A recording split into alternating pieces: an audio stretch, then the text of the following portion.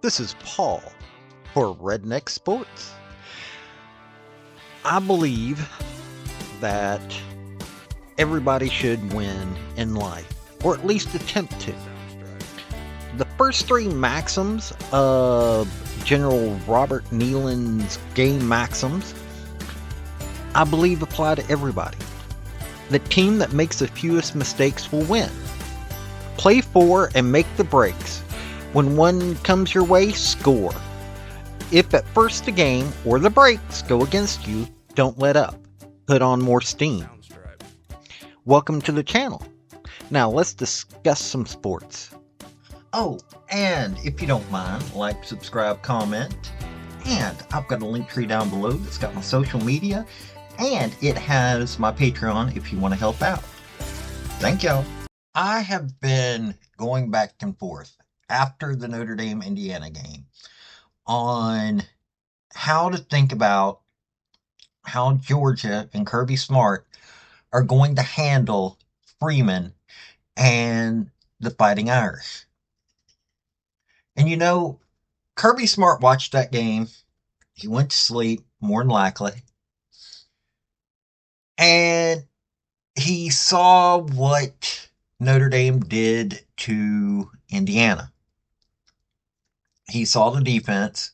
He realized that part of that came from the cold. No matter if those guys are from that area or not, that cold had a factor. And he got to thinking, okay, that's not going to be a factor in the Sugar Bowl.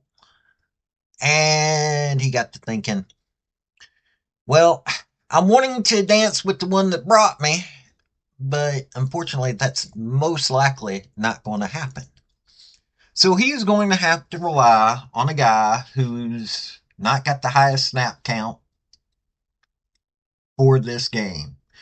Now, he's got Gunnar Stockton's got a good QBR rating now. He's got a 78.1 completion percentage.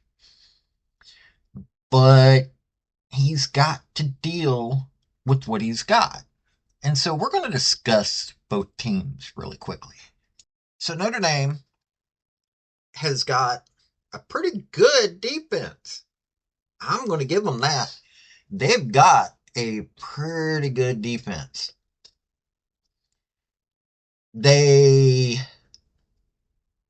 have a pretty decent quarterback in Riley Leonard. They've got a good offense. This is not a team that, you know, Jeremiah Love, you can't sleep on Jeremiah Love. That 98-yard touchdown. Holy cow. Rushing yards per game, even though they've got Nate Frazier, they've got to contend with Nate Frazier and Trevor Etienne. Notre Dame's is a rushing team, 16th in the nation. Passing yards, they're 177th though. They're not that good at passing compared to Georgia. Total yards per game, they're just a little bit better. But here's where the difference is. This is Marcus Freeman's first dance. In a long time, Notre Dame has not gone. And who have they played? They played Indiana, which, okay, we've got 12 teams. Indiana, whether you agree with it or not, earned the right way in. They beat USC. Everybody was beating USC. They beat Florida State. Everybody was beating Florida State. Virginia didn't even make a bowl game. Army is one of the best teams they played. And, well, that was a smashing. And, well, Army just isn't that. Neither is Navy. Georgia Tech, decent team. Stanford, Louisville was actually a good team. Still is a good team. Texas A&M is a good team. They lost to Northern Illinois. Everybody talks about that. But you take a look at their record. They beat two teams that are still currently in the top 25. Teams that were in the top 25. Navy was in the top 25 when they played them, and I think Louisville was. Texas A&M is one of those good teams. So Notre Dame has got a body of work that shows that they can play with the big boys. With Riley Leonard, Jeremiah Love, and Bo Collins, they've got a good team. So let's take a look at Georgia. You take a look at what Georgia's done. They beat Clemson. They beat Tennessee, who's in the playoff. They beat Texas twice, who's in the playoff. They got beat by Ole Miss and Alabama. Both those teams, if it wasn't for a game here or there, they would be in the playoff right now. Of course, they beat Georgia Tech, which is a decent team. It took them overtime to do it. They struggled with Kentucky till they put the game away. Auburn wasn't even close. Mississippi State gave them some nightmares. UMass wasn't even anything. This is a team that went through an SEC schedule, and we all know how the SEC is. Whether you agree that on what level that the SEC is, you're looking at that was all done with Carson Beck. Now you're going to have to bring in Gunnar Stockton, who he's a sophomore, first year that he's really going to be putting up anything. He 25 of 32 this year for 206 yards. He's thrown one interception this year, threw an interception last year, got sacked 3 times this year. Career rushing, 3 rushes for 11 yards, or 3 of 11 for 10 yards. Pardon me. I got that one way wrong. And he's going to have to rely on Trevor Etienne, running back, Nate Frazier, running back, Chauncey Bowens, good person to deal with. Wide receivers, Dylan Bell, Jeremy Bell, Luke Bennett, Walter Blanchard. These are he's got a decent core that he can rely on. But he's got to get confidence.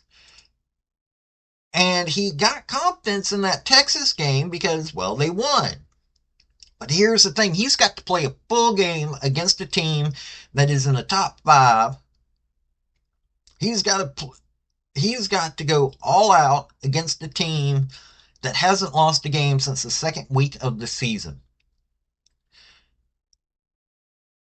They've got to have the defense come in. Arian Smith, their leading receiver, he's got 4 touchdowns. Nate Frazier, leading rusher, 8 touchdowns. Now you've got a Notre Dame's not going to have a lot of footage, but how much work can Kirby Smart do with him? Hopefully quite a bit, because he's trusted him already. So it's you want to dance with the one that brought you, but you got somebody else that's having to take that place. So we're going to see on this one. Look, quarterback wise, I don't know what to say. Do I think that Gunnar Stockton is a good quarterback? Yes. He wouldn't be at Georgia if he wasn't a good quarterback. But we don't know exactly how good he is. He's going into the biggest game of his career. Would have been one of the biggest games of Carson Beck's career. We don't know what's going to happen. But experience-wise, I'd go with Georgia. Yeah, Riley Leonard and Jeremiah Love and Bo Collins and all them. I think that Kirby Smart knows how to do it. It's going to be a close game, one way or the other, unless Gunnar Stockton just can't get it done. If you can't get it done, it's not going to be a close game. But I think this is going to be a close game. I think it's going to be a dogfight. Okay, I don't know if that pun was intended or not. It just came out. But we're going to see. I'm not going to make a prediction at this point. There are going to be a lot of people that are going to make predictions. Here's what you can't predict.